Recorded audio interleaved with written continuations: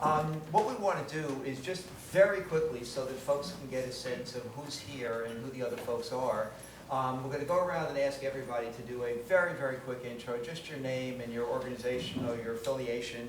And we're going to hit everybody here real quickly, and then we're going to move into the real part of the day.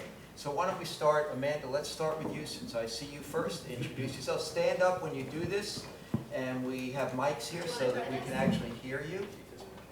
Is that one working, Dizzy? Amanda Brown, Executive Vice President at Convergence. Welcome, everyone. Make your way around, Debbie. Debbie Reiser, on the Board of Private Practice at the Hi, I'm Ron Pollock, Vice President of the Rob First Fan Club.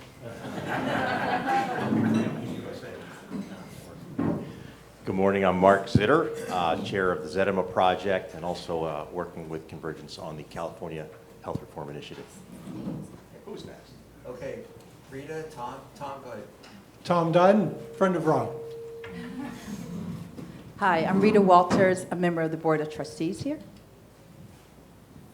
Hi, James Gerkes. I'm a corporate lawyer in New York at Proskauer. Good morning, Catherine Emerson with the National Corn Growers Association. Morning, Rob First, friend of Rob. Good morning, I'm Rachel Tenenbaum. I'm a leadership development and personal development coach for myself. Out of Houston, Texas. Hi, I'm Stuart Butler. I'm a board member of Convergence and a senior fellow at the Brookings Institution. Good morning, Matt Owens. I'm with the Association of American Universities. Good morning, Cherie Harder. I'm a board member with Convergence and the president of the Trinity Forum. Good morning, everybody. My name is Kayla Sykes, and I'm an AmeriCorps Vista with DC Public Schools. Good morning. I'm Kakuli Mitra, and I'm the founder and CEO of the Sharmani Institute. Good morning. I'm Sharona Schuster, Associate Director of Development and Impact at Convergence. Hi, I'm Bill Dastra. I spent about 30 years on the Hill, and I'm in anonymity now. Richard Alper, friend of Rob and adjunct professor at University of Northern Colorado. Hi, I'm Morgan Franklin. I'm the Associate on Reentry Ready. Good morning. I'm Carol Langford in the Executive Coaching Leadership Development space. New York City is my home. Hi, I'm Bill Bowling from Foodwell Alliance, and I work out of Atlanta, Georgia. Russell Crumno, I'm a project director on the staff at Convergence. Hi, I'm Susan Podziba. I'm a public policy mediator at Podziba Policy Mediation. Hi, I'm Amanda Miller, and I am a communications intern at Convergence. Pardon me. Hello, I'm Diane Stewart. I am with Catalytically, a consulting firm, but have a long history and a long fandom history with Rob and all of the work of Convergence. Hi, good morning. I'm Sarah DeCarpentry. I'm a program associate at the Lubetsky Family Foundation in New York. Hi, I'm Doozy Casada. I'm the Director of Development and Finance here at Convergence. Vic Fazio with Aiken Gump. I served in the House a number of years ago, so far back that I remember when Rob was earning an honest living as a government employee.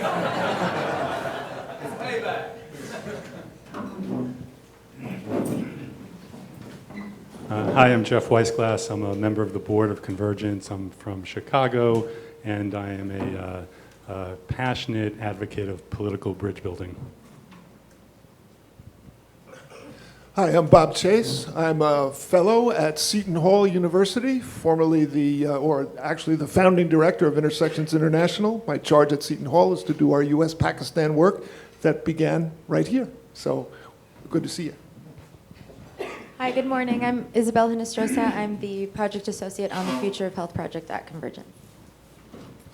Hi, I'm Betsy Hawkins, a longtime Hill staffer to Republican members who represented majority Democratic districts. Try that trick. I was most recently at Democracy Fund and have now left there and started my own firm, Article 1 Advisors. Good morning. I'm Stephanie Magenzi, Director of the Reentry Ready Project here at Convergence. Good morning. I'm Kasser Sharif. I'm retired from a consumer goods company. I live here outside of DC, and I also work as a consultant to Ward Howell International, which is a management search firm. Good morning, Will Draper. I'm with Will Draper, and I do executive, individual, and team effectiveness. Good morning. Name is Dennis Passes, president of the Family Wealth Library. Good morning. I'm Lisa Tanke. I'm the economic mobility intern. Good morning. Steve Kamen. I'm on the Convergence Leadership Council. I'm a New York-based partner at Proskauer and an adjunct professor at Brooklyn Law School. Hi, I'm Rachel Fersch, daughter, not wife. I'm an attorney and a strategic advisor and the ombudsman of the Rob Fersch fan club, so if you have complaints, just bring them my way. Hi, I'm Laura Goldmark, CEO of a company called Just Results. We are disrupting foreign assistance. Hi, I'm Adam Motenko, and I lead my own leadership development and conflict resolution consulting firm and am a negotiation and dialogue nerd. Hi, I'm Jack Griffiths. I'm executive assistant to Rob and Amanda at Convergence. Good morning. I'm Susan Jerrison. I'm the director of communications at Convergence. Good morning.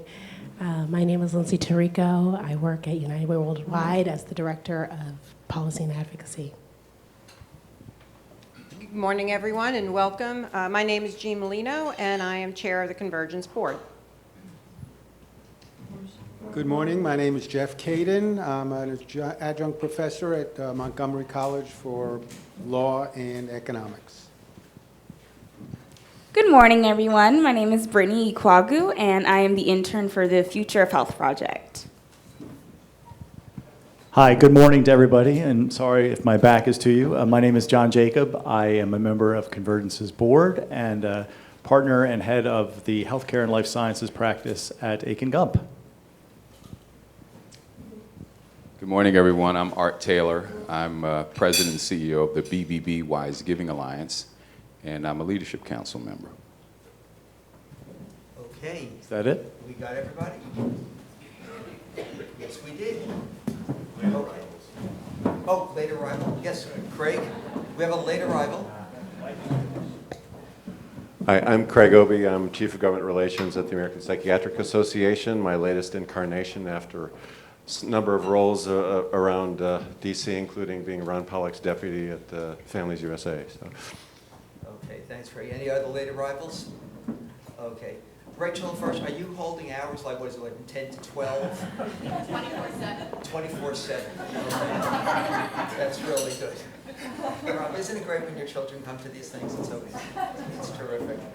Okay, before we get started a little bit in a few minutes with Rob's President's Report, this is Convergence's 10th anniversary, as I think many of you know, April 1st, which was a very auspicious day to choose to start anything.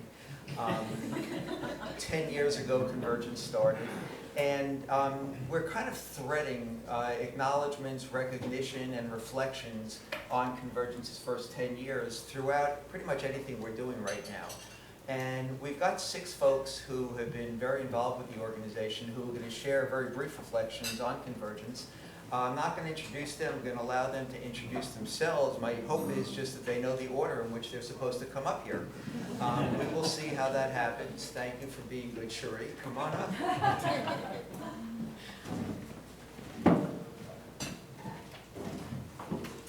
I thought that might be my cue. That was your cue. So I'm Cherie Harder. I'm a member of the board of Convergence, was previously on the leadership council before that, and have known Rob for many years. Just in going around the room today, it's very clear that Rob collects friends.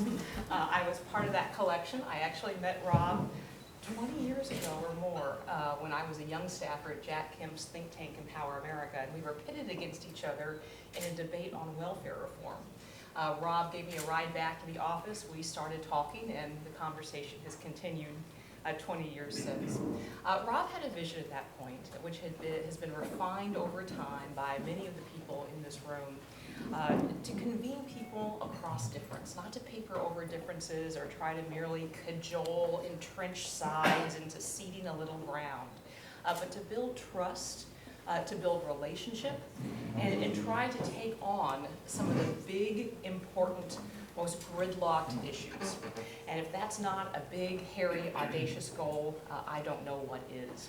On the board, we've talked a lot about the secret sauce of convergence, and convergence does things that you just don't see happening across much of the country.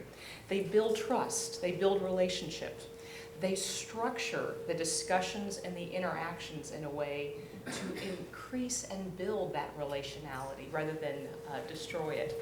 And in doing so, they enable candor, curiosity, even vulnerability, which can lead to breakthrough ways of thinking. And that's exactly what has happened. Over the last 10 years, in areas such as nutrition and wellness, to congressional budget reform, to new reforms enabling more kinds of upward mobility, to the transformation of education, convergence has really been on the forefront of finding exciting, completely breakthrough and highly creative ways in addressing some of the most difficult, hairy, nefarious national problems in ways even that our government has failed. I mentioned that I worked at Jack Kim's think tank when I first met Rob. For much of my career, until coming to the Trinity Forum, I worked in conservative policy making. And I will say that I don't know that I would call myself a conservative anymore. I'm not even sure what it means anymore. But it's been very disheartening, demoralizing to me to watch what has happened over the last several years. The breakdown in norms, the increasing inability to work with each other, the increasing contempt that seems to flood our discourse and even poison our personal relationships. There's also been a loss of confidence, it seems like, in liberal democracy, not only on the right, but also on the left. And part of the problem there is on the right, it's largely an old person problem. In the left, there's a lot going on campuses that is cause for concern. And there's growing evidence that our identities are increasingly political, even as our politics is increasingly toxic, contemptuous, and apocalyptic. And so into that difficult breach, convergence has stepped. And it embodies a new way, rooted in actually many of the old ideals of self-government and respect, of working together, of building trust, of identifying the overarching hopes, goals, and ideals, and working towards them. I think it was Immanuel Kant, I'm not sure, who once said that the actual proves the possible. And over the last 10 years, convergence has shown actual ways that a country that's largely gridlocked, very divisive and very polarized, can actually, in small ways with huge impact, come together and address some of the biggest issues that bedevil us the most. It has been an honor and a joy to be part of that. And so just want to thank you, Rob, Rich, and Jean, and all those who've been involved. Thanks.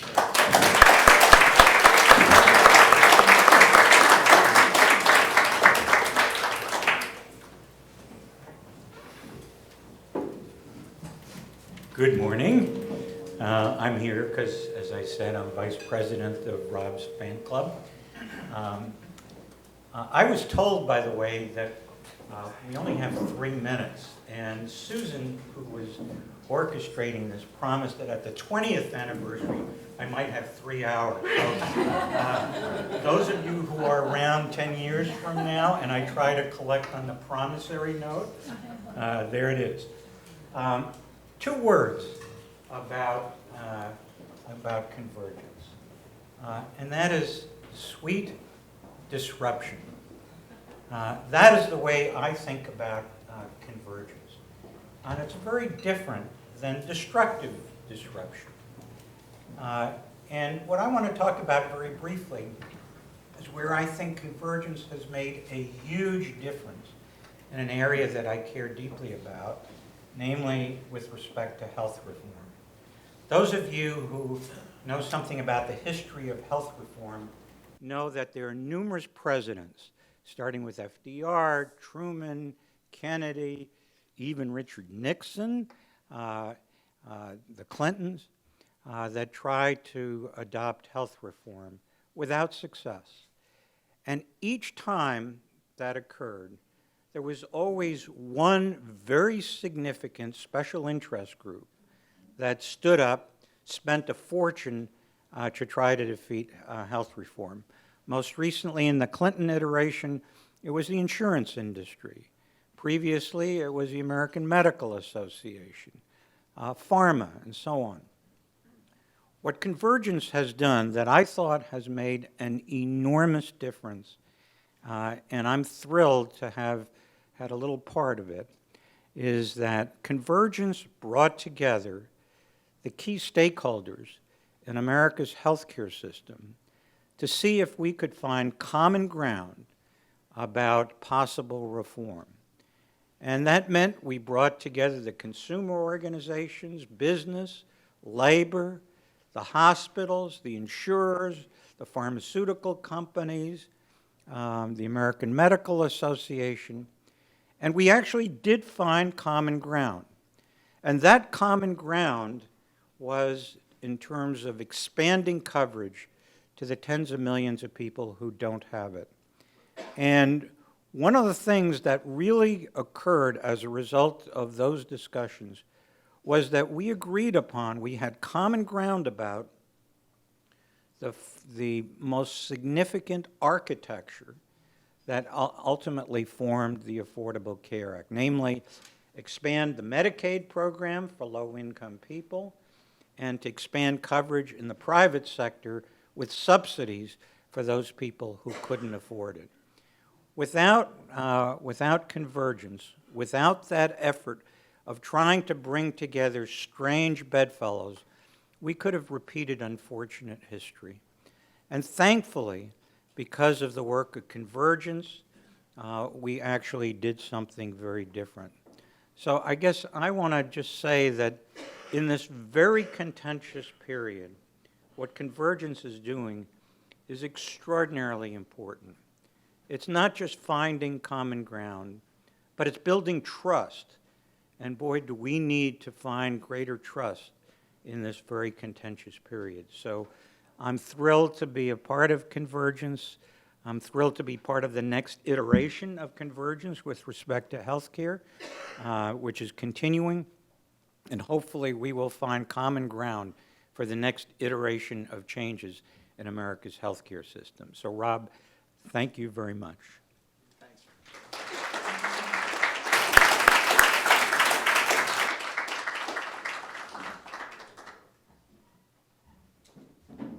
Susan, an hour and a half for Ron.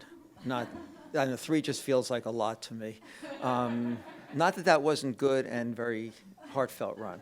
Hour and a half feels better. Okay, we're going to move over to Rob's President's Report, and this could be a little different than a number of our previous meetings. We've got a couple of questions we're going to pose to you after Rob goes through his remarks and get you guys working on some stuff that we think is extremely important as we go forward here. Rob? Excuse me, Rachel's dad? And actually, if we're set up, we're going to roll a short video first. Are we all set up to roll a video? We'll do that, and then I'll give you the secret of life right after that.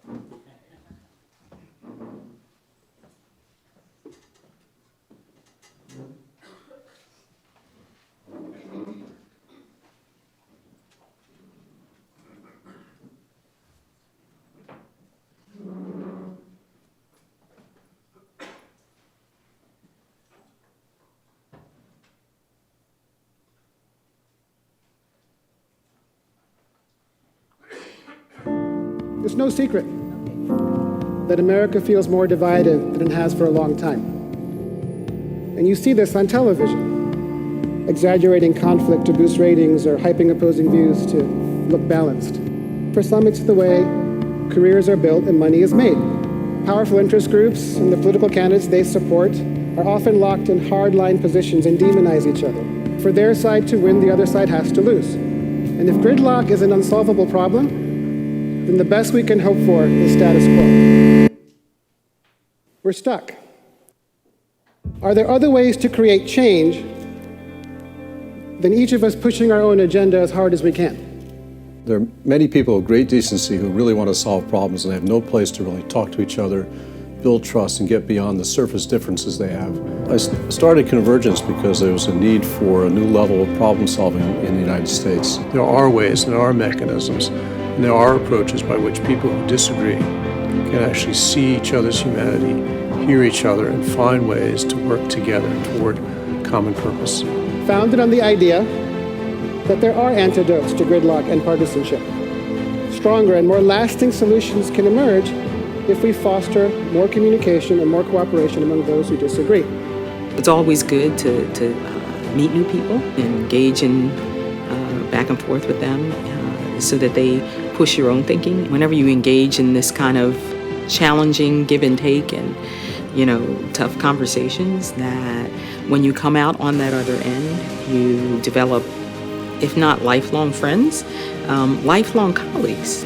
I felt like being exposed to new ideas and new people could help me grow as a leader, and I've felt that my whole sort of outlook has shifted over the past 2 years as I've been exposed to all these different ideas and people, and it's helped me, I think, imagine a path forward that I'm eager to share with a lot of other people in our world. When I did my homework on Convergence Institute and the work that they had done and the kinds of challenges that they take on, I said, well, this is going to be tough. I've met a lot of people who had different points of view, but we have a lot of the same beliefs. When you bring together people who don't think they can get along to begin with, but over time build that trust and create conversations of great depth, I think it demonstrates to the country that we do not have to be nearly as divided as we've been in recent years.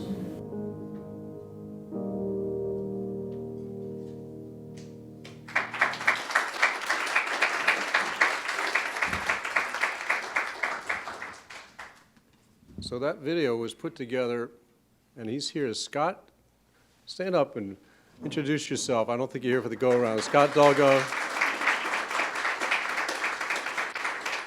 No background in video production yet. As an intern with us, put that together, which we think remarkably speaks to our values. And I'm pleased to say also we have in progress soon putting together an even lengthier and pithier organizational video to mark our 10th anniversary.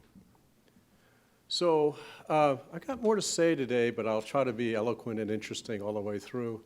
I also want to, because we didn't get a chance, Akif, we didn't have a chance to introduce you. You saw Akif on screen. Akif is a co-founder of Convergence, was our EVP. Welcome back, Akif. Good to see you. So I do want to warmly welcome all of you today. We do have a lot of first-timers, and that really warms our hearts. We also welcome back all you stalwarts who keep coming year after year. And as the introductions indicate, there's such a wealth of talent and experience in the room. I hope you'll get to know as many people as you can throughout the day, and we'll try to leave room for that interaction. These Leadership Council meetings serve many purposes for us. In the beginning, we could have met like in a phone booth, a little bigger conference room at Aiken Gump where maybe 10, 12 people would gather and try to nurture this nascent organization. Yes, started, believe it or not, April 1st, 2009. The only person who had a check at the time, like to register, was Akif. I think it was for $50 or $90. Did we ever pay you back? I'm not sure. And we started with zero money. And then we built an organization that last year operated at $5 million. And this year we're smaller because we spun off the Education Reimagined organization, and they now are thriving. But so now we've moved from a nascent organization trying to bring us into being into this very vibrant group where we bring together people from across the country who not only want to learn about what we're doing, but to actively participate with us in so many ways. And just for those of you who are here for the first time, we hope you'll just find ways to get involved, whether you officially join the Leadership Council or just become friends. So many people who are friends and Leadership Council meeting members help us on communications. People like Claudia Carrasso, Linda Laurel, Chris Hayes, Bob Chase, David Medvin, Stephen Heinz. A lot of you help identify and research new projects. Bill Bowling and Tim Shantz and Ron Pollack have been involved in that, and Ronnie, of course, is a stakeholder. People help us with learning and education, learning and evaluation. Where's Rich Alper? Helped us on that, but Rich helps us on a lot of other things as well. Help us with our strategy to build a consulting and training practice. Kaiser and Will, who are sitting together in the back, have been putting time in to help us think that through. Many of you have hosted events for us, maybe too many to mention. I don't think I've seen Louise Phipps sent here yet today, but she did some of the original ones. Rita Walters, Steve Kamen, Rich Bagger, who'll be here this afternoon, Rick Callahan, Jeff Weisglass, Linda, Riaz Siddiqui, who I think was a last-minute cancellation. We even have one person here. Where's Mark Zitter? Mark Zitter is even helping to facilitate our California project, and we really appreciate the time and energy you're putting in.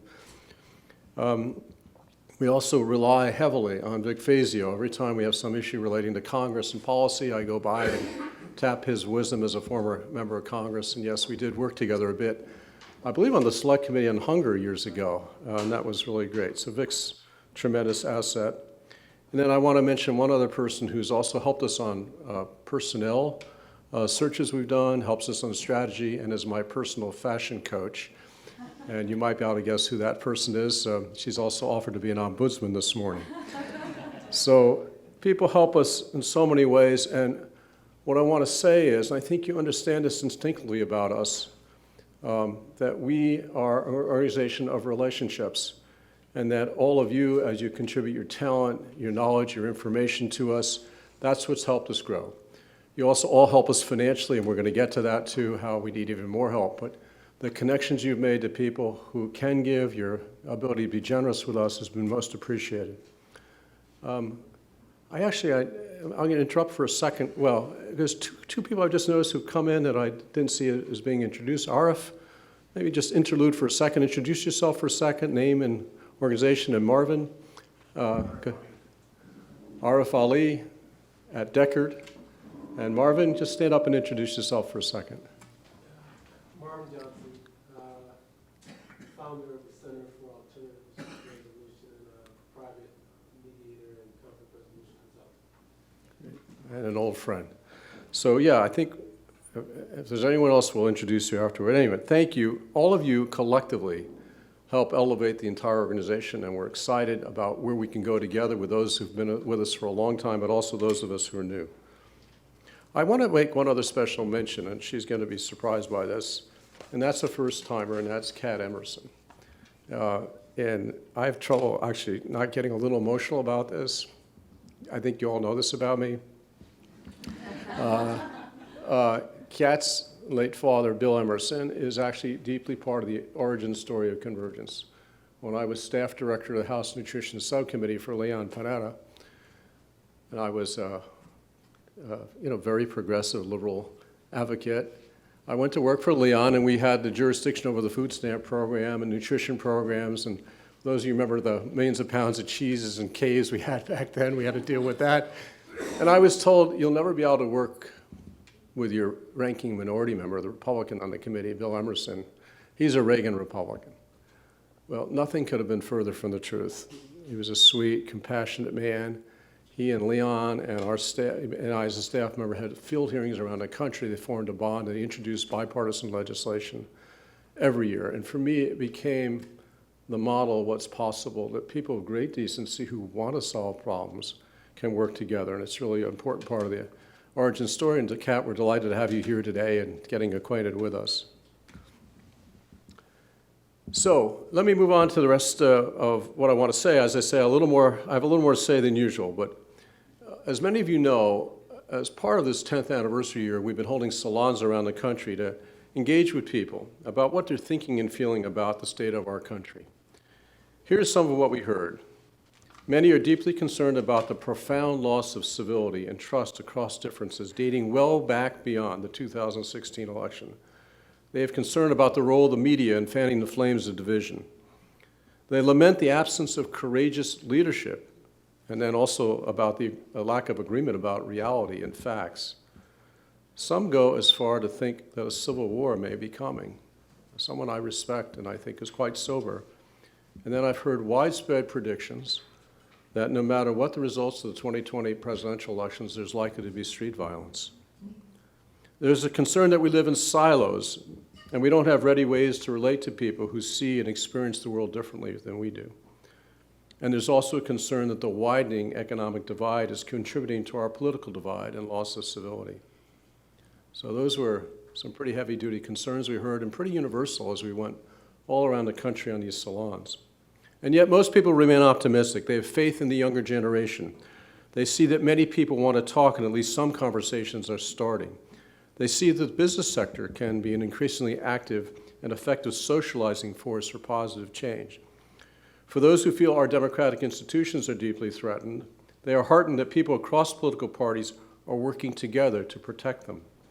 And of course, especially since we provided free food at all these events, people in virtually every salon we hosted mention our work as a source of hope. And while they recognized that convergence alone could not fix society's ills, there was also interest in whether we could play bigger, magnifying our impact. And let me just conclude this section with one word of caution. To be sure, some people have raised concerns about whether our approach to dialogue and talking across differences is something of a luxury in these times. Jeff Weisglass and I had coffee, maybe a month or so ago with a political leader in Illinois. And while he did say he liked our work, he believed in it as a state senator, he'd worked across the aisle. He said, you know, there are times, let me go back here. He said, there are times to talk and times to fight. And this just might be a time to fight. I had my own response to this, and we certainly are interested in yours. But what I said to him is that you should talk all you can and fight only when you must. So as you ponder whether we should talk or fight or perhaps do both, let me provide some additional information to inform your thinking about the value of talking that leads to action. Consider the impact and potential impact of what I'm about to describe. This is not going to be well disguised. You may recognize the fingerprints of a certain group in all these examples. Example one, right now the most diverse and powerful group of private citizen healthcare stakeholders, leaders from insurance, hospitals, community health, consumer groups, pharmaceutical companies, left and right think tankers, former administrators of Medicare and Medicaid, elderly and business groups, unions, and more. This group is meeting to find common ground on the future of the American healthcare system, something that Ronnie referred to. I think, I hope it's Elijah.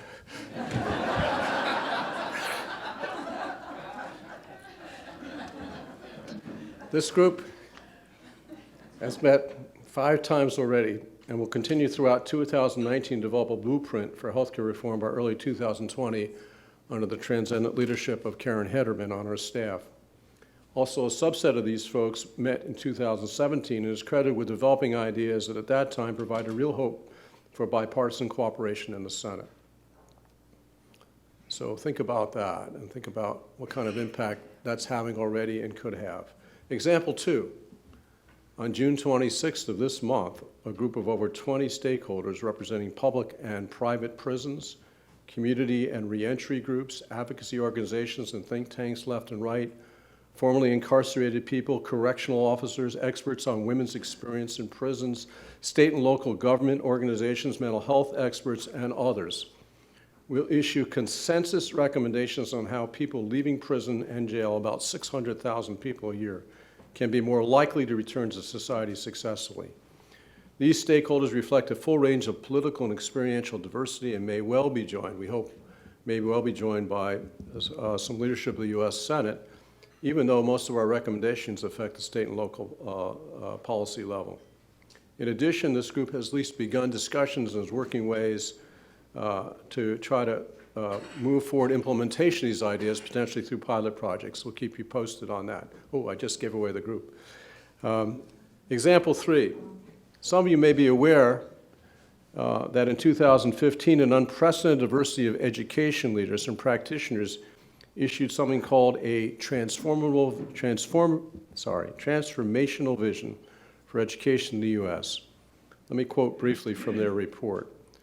We came together recognizing that we have strongly held and often divergent views on a number of current issues and controversies in public education. We were determined to create a vision of the future of education that could unite us and many others.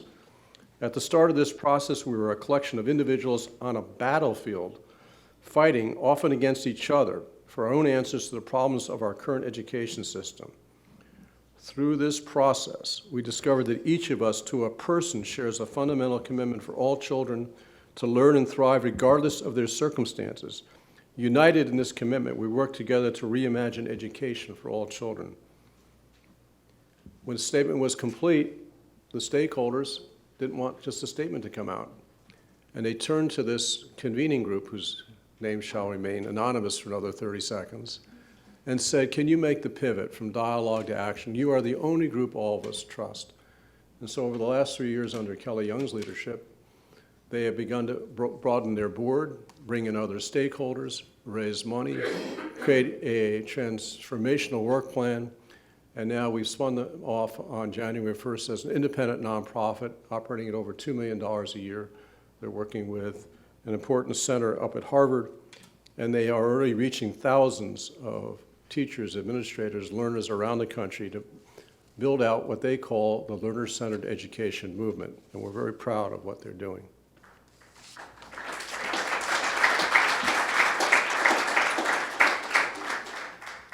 Finally, one last example is in early 2018, Congress created a joint select committee on budget and appropriations process.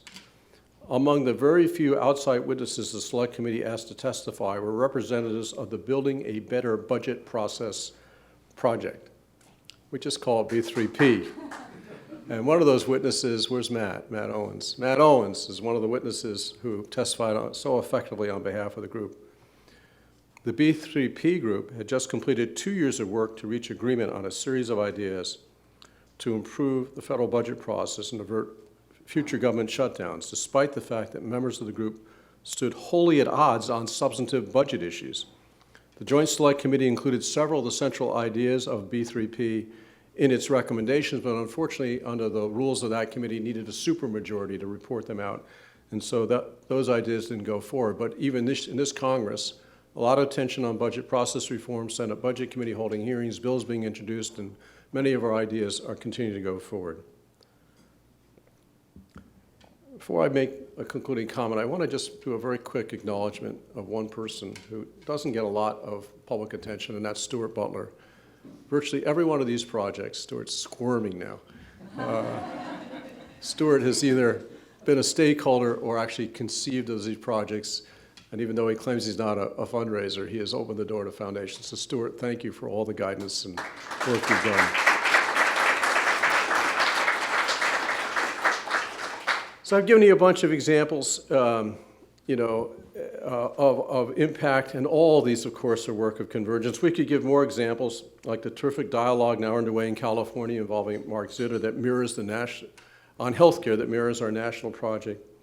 Like the likelihood, 3 years later, that the chairman of the House Energy and Commerce Committee will soon introduce a bill on long-term care that embodies the ideas of our project on that subject matter.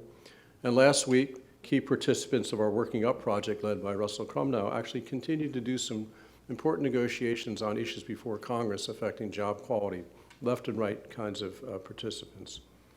And I also just want to quickly mention that, as Bob Chase already mentioned as he stood up, there's continuing radiating effects from our U.S.-Pakistan work, which had immediate impacts at the time, and now Bob's doing remarkable work. I urge you to talk to him about bringing religious leaders from Muslim countries, United States, together to continue dialogue. So, Bob, congratulations to you on all your success.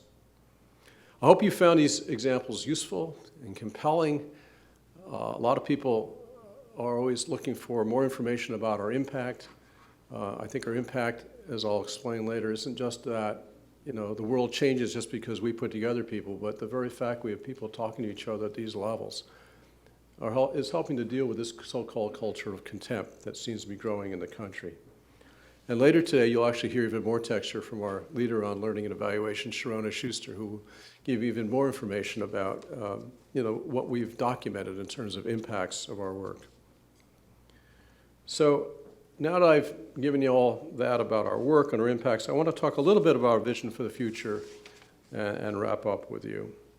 So in the past year, we've actually expanded our mission to go beyond doing projects of enormous importance to millions of people to say that we want to commit ourselves to multiplying our impact by other means. we are now working with Congress to help a bipartisan caucus of the House to function better. You'll learn more about this a little later from Rich Korn and Stuart Butler. Starting our work on the budget process, the co-chairs of the bipartisan working group, which includes 14 Republicans and 14 Democrats, wrote to us in January to say, quote, "We believe Convergence is uniquely situated to support BPWG's mission to help members strengthen relationships across the aisle and find common ground so they're able to work more effectively to advance their shared policy goals."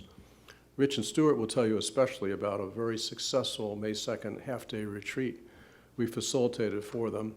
And we are otherwise, on a weekly basis, coordinating with the BPWG staff, helping them get viewpoints from different experts on various issues, helping them form better agendas, and to communicate generally across partisan lines more effectively.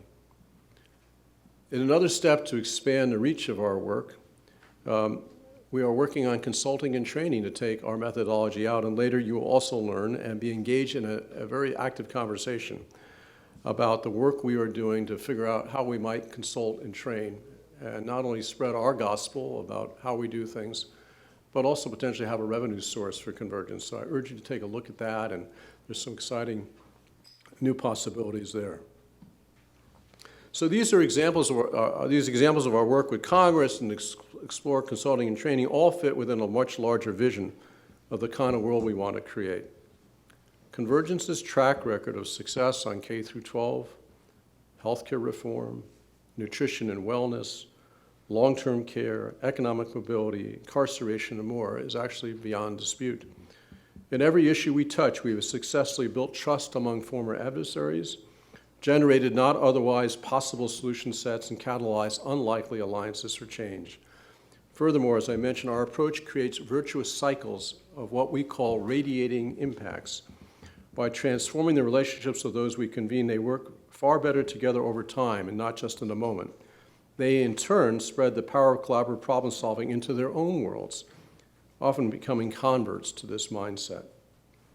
Convergence will continue to operate projects of great consequence that affect millions of people at a time because the need is so great.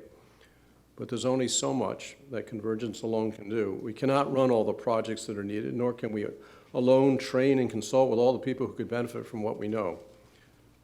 Our moonshot is to work, along with others who see the world the way we do, to create a groundswell in the use of collaborative problem solving on issues of consequence in many settings. In achieving this mindset, we will need to be strategic. We want your help, and we're soon going to ask it, and advice on how to do this well. We think a key leverage point is to work with leaders across sectors and at all levels. So we want to reach national, state, and local leaders. And we want to reach leaders in the business, union, nonprofit, and philanthropic sectors. Imagine the full power of collaborative problem solving that could be put to work if we reach this range of leaders. Such an effort would be a strong response to what Arthur Brooks, outgoing president of AEI, calls the growing, quote, culture of contempt in his terrific book, his new book called Love Your Enemies, which I recommend highly to everyone. It's not just that we disagree with each other, but too many people actually hold in contempt those who are different from them, who see the world differently. And the best known antidote, according to social science, to this growing sense of alienation and division is to create pathways for people to actually know each other fully as human beings. And this is the essence of what Convergence wants to help bring to the larger world. We believe in the power of relationships. We've already proven in the cauldron of hot-button national issues that it's possible not only to find common ground, but to cultivate lasting relationships of trust. And Sharia, you even said it better than I just did, so thank you for that earlier. People are actually hungry for what we have to offer. Many just don't know that it exists. So now I'm in my last 2 minutes. So having made the case through our work and painted our vision of what is possible, I'm going to briefly close by venturing to territory I do not usually cover in these remarks. That topic is the financial needs of Convergence. And I'm mindful that some of you are first-timers, and we will welcome your help if you gravitate to this, but these comments are aimed even more at our veterans and people who have long been with us. At a March dinner in New Jersey, hosted by former state legislator and former chief of staff to Governor Chris Christie, Rich Bagger, who will be with us this afternoon, we explained our work to the assembled group.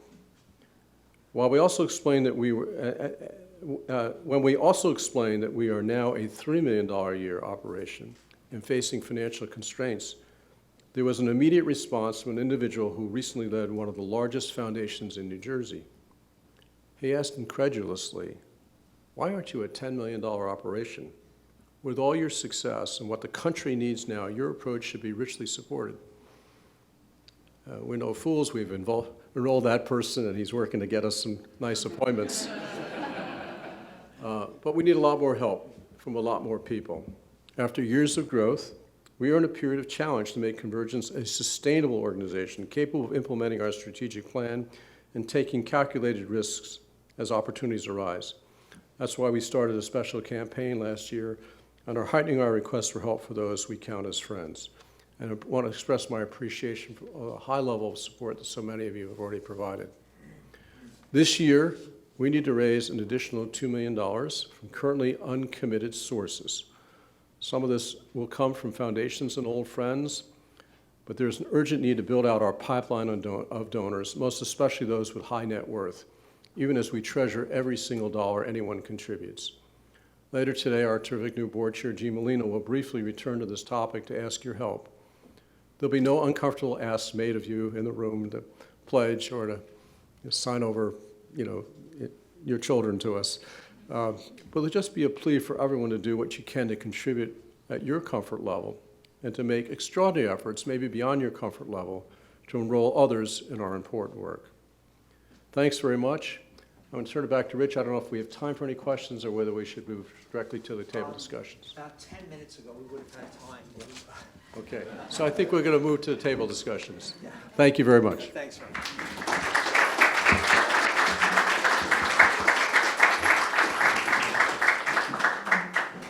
Tal, you want to put that slide up here now? Okay. Rob referenced a moonshot. And what we'd like to do is, frankly, get your help with this. The question, let me first read from Rob's remarks. Our moonshot is to work along with others who see the world the way we do to create a groundswell in the use of collaborative problem solving on issues of consequence in many settings. Very, very powerful aspiration and also a notion that really guides everything we do. And what we'd like from you is to have you help us figure out how we can best achieve this. How can we best achieve this? I mean, there's all sorts of things you might think about here. What are the leverage points? Rob referenced expanding our work to more of the leadership community. There's profound questions here about culture change. We'd like you to take about, just 15, 20 minutes, do a little bit of thinking and talking at your table. And then we're going to ask just a couple groups for some quick report back. We're not going to get to all the tables, but there is at every table a Convergence person who will be tracking and taking a couple notes for us here. So why don't you guys, I have almost 5 to 11. Why don't you go till about, I don't know, maybe 11:15, somewhere around there, and come up with some ideas to help us figure out how to get this done. Thank you.